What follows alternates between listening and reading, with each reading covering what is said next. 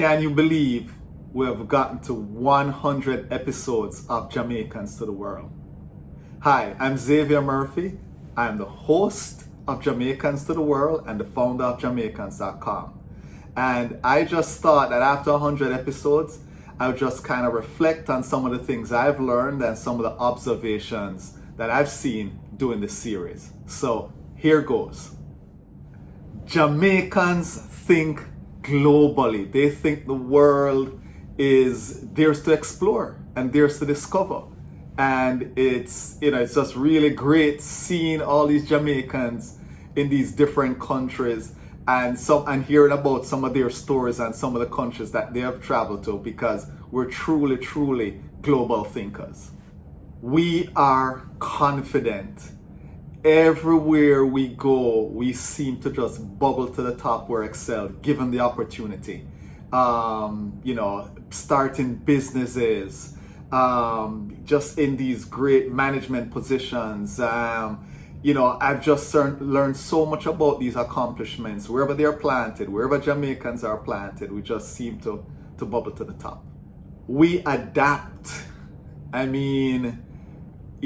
Talk about some of the cold climates where I've had guests, hot climates, cultural hotbeds, just different things. And no matter where we are, we just seem to adapt, adjust, and do what we have to do in this new country.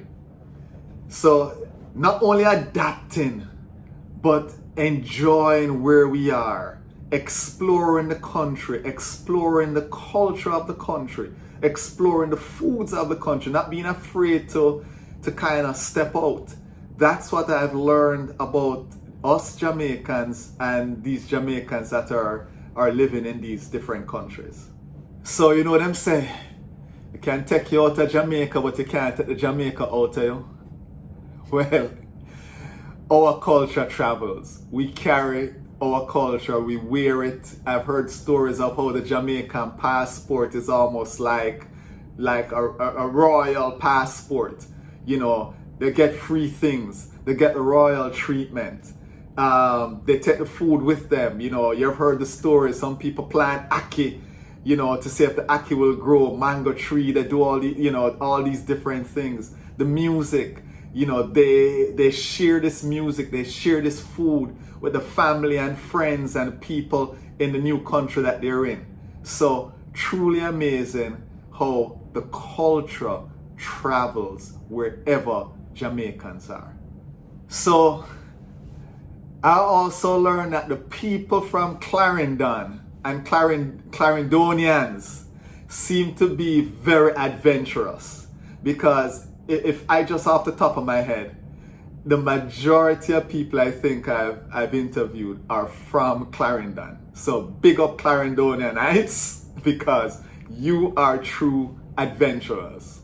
So speaking of travel, most of the people I've spoken to have had offline discussions, during and before the actual interview. They're well traveled. They have visited places, they have checked out other places before, and it seems like, understanding how other cultures are and so forth has afforded them the ability to kind of adapt and adjust and so forth. So if you get the opportunity, as I said before, Jamaicans love to travel, but I found these people absolutely love to travel. So what do Jamaicans who live abroad crave? Patty, number one, and Jamaican KFC, number two. Those constantly came up. There's nothing like a Jamaican patty, and there is nothing like Jamaican KFC, which I'm sure many of you can attest to. So one of the things that I've realized I've come out of this series is Jamaicans making connections with each other. I get quite a few communication weekly, monthly from people saying, I'm traveling to this country. Can you link me with this person? And I've also found that some people, have seeked out the folks that have been guests on Jamaicans to the World.